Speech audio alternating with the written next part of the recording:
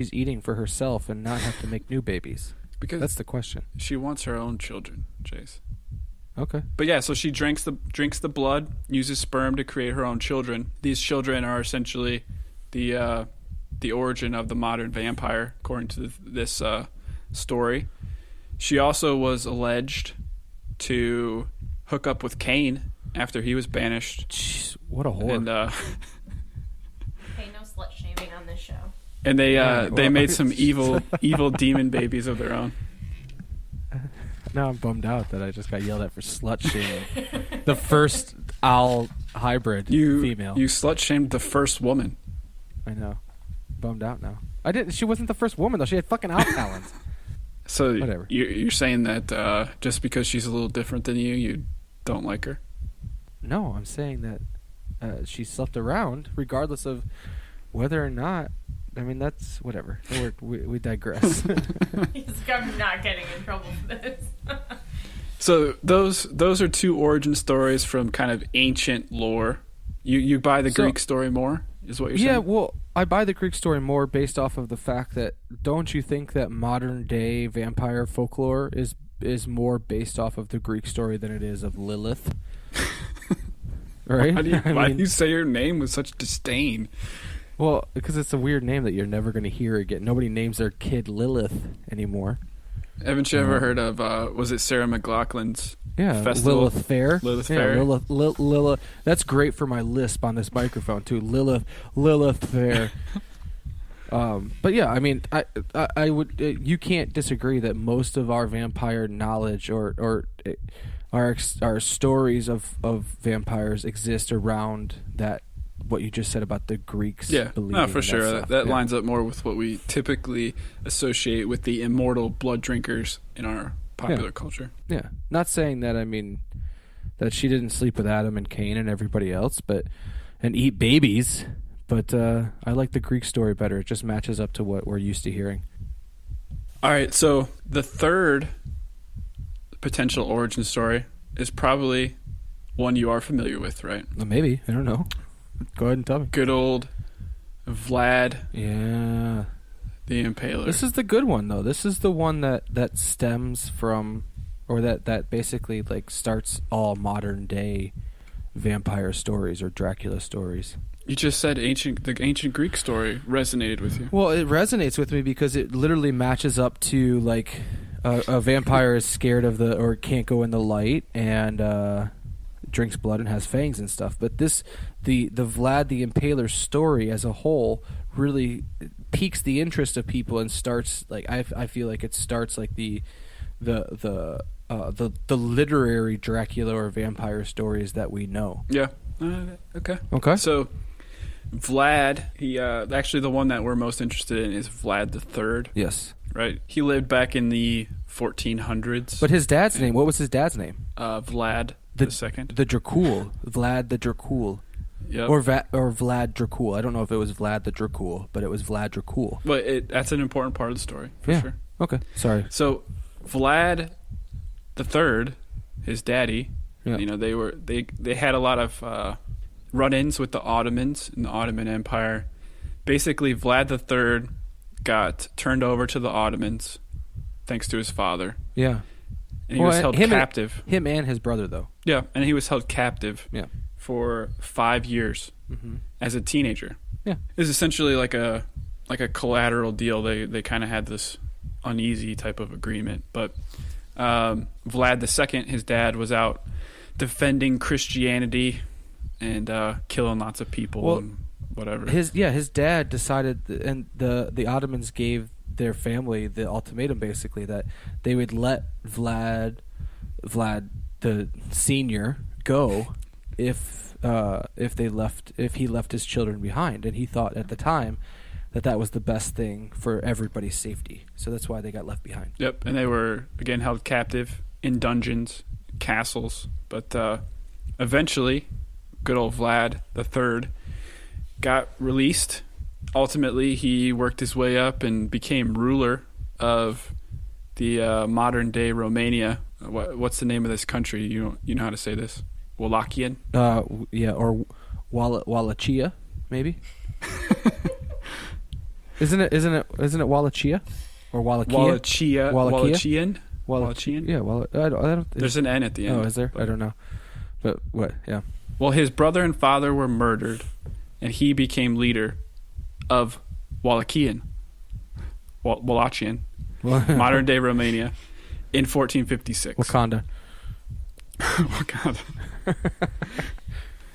And basically, Vlad at this point, the third, was really pissed off at the Ottomans.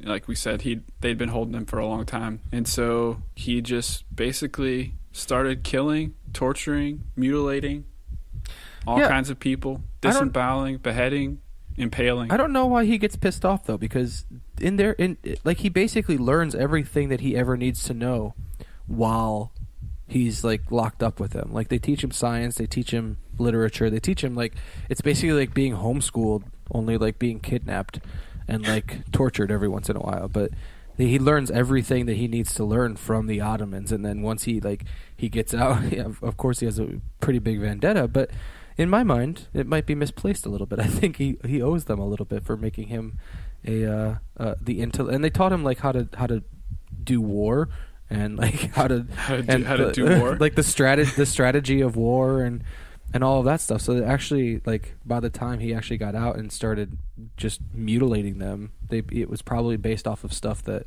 he had learned when he was under their care, if you will. Well, I mean, Vlad disagreed with you. I mean, he basically killed everyone. He was pissed off. He had no sympathy for them. And one of his trademarks, as his name kind of implies, is he liked to impale people on giant sticks or stakes. Yeah, and it was. Do you feel like that's an effective way to warn oncoming armies? Yeah, impale people and line your gates with their corpses. And they it's pretty intimidating. And they said like he would impale them and like keep them at the gates while they were like still twitching and shit. So like the oncoming army's coming and they're like their arms are twitching or their legs are twitching or like their face is twitching and they're like impaled through the gut. And that would be such a weird. Any like medieval story that you talk about where this is happening, it's such a weird instance. But like, could you imagine in present day today, like if you're coming up on the Mexico-U.S. border, and like you're just fucking seeing people impaled, how just out of this world that would be? I can't. It would just. It has to just mind fuck you if you're an incoming army. You're like, we're gonna take over this place, and then you're walking up on like 100 people that are just hanging from stakes, twitching. It's wild. I feel like Vlad is like one of those guys today that drives a really big truck to overcompensate. Like he's got a So you think he has a little penis? Yeah. Maybe. There we go. We got to get that penis reference in this episode. I want to believe that motherfucker had a huge donger, but that we don't want to. Well, we can agree to disagree. But he was really brutal. He was also known, according to some accounts, to dip food and bread in the blood of his victims. I was hoping you brought that up.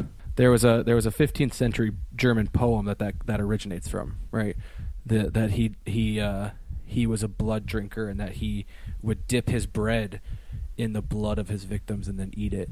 But I guess that's exactly what I just said. Thank you. I know, but I'm getting into another point, motherfucker. Oh, okay, all right. That was, I guess, when that was translated or whatever it was. What do you call it? what do you call it when or interpreted? Whenever it was interpreted, or however it was interpreted, was wrong, and it actually basically the German poem, I guess, says that he would. Wash his hands with the victim's blood and then go eat.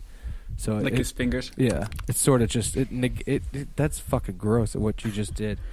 But yeah, I think they negated they misinterpreted the poem that said that he dipped his bread in blood, and it ended up to be just that he washed his hands in the blood of his enemies.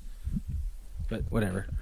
But Vlad, really brutal guy. It's also important to note that he was from, like, again, this area that's common day Romania, so Transylvania, right? I think is where he at least lived, or he initially came from. Born from there. And ultimately, several hundred years later, there was this guy named Bram Stoker, right? He wrote a very famous novel called Catcher in the Rye. Dracula. Oh. And it's said that he inspired that character, Dracula, on Vlad the Impaler for obvious reasons. Dracula lived in Transylvania. You mentioned that the nickname and the name Dracul was used in reference to Vlad. So lots of evidence kind of supporting that he used Vlad as the inspiration. So that's kind of another origin story, if you will, of the idea of vampires is coming from Vlad the Impaler. Have you seen that guy's mustache? Yeah. It's awesome. Vlad? Yeah, Vlad, not Bram Stoker or Bram Stoker or Bram Stoker. That's his porn name. Ram Stoker.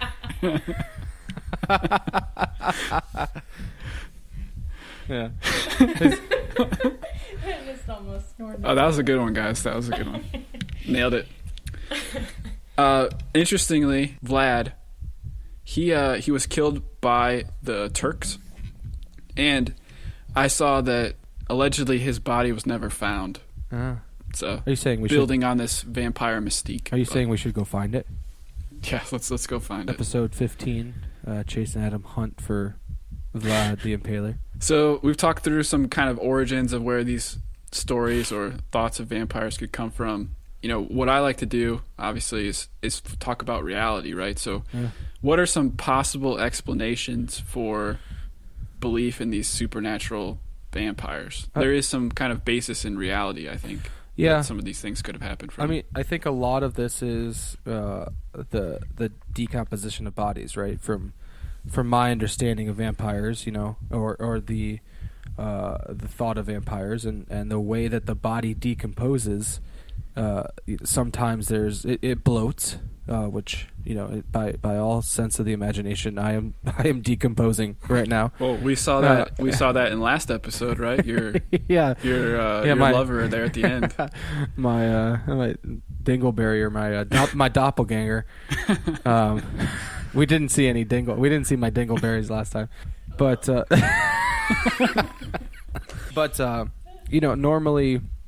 Bodies are bloated when they die. They're decomping, and sometimes when they're decomping, and I might be, again, the science is eluding me with this, but when bodies are decomping, they tend to sometimes spit out blood, and when you open, sort of like what you're gagging out a big old ween like you just did.